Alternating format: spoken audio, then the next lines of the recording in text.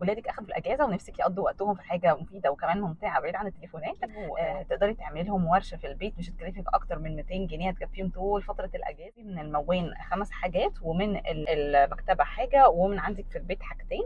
من الموان هتجيبي الالوان الاساسيه، ومن احسن وارخص الالوان القوره. هتجيبي الاصفر والاحمر والازرق وابيض واسود.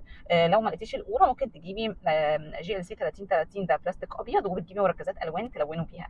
وكمان بتجيبي فرش قلم، وتجيبي فرشه عريضه وصنفره وسط وورنيش مائي شفاف علشان تعزلوا بيه الشغل بتاعكم. ومن البيت هتجيبي برطمان ازاز مش محتاجاه، او علبه بلاستيك او علبه كرتون وسفنج. ومن المكتبه هتجيبي استنسل، هتصنفروا العلبه او البلاستيك بالصنفره وتبتدوا تقسوها باللون الابيض، وبعد كده تلونوها براحتكم، تعملوا دمج الالوان مع بعض، او تعملوا ديكوباج او تزينوها بستيكرز. ولو حابه تعرفي اكتر عن ورش الديكوباج اللي بقدمها للاطفال من سن 9 سنين ابعتي لي دايركت مسج. مع السلامه.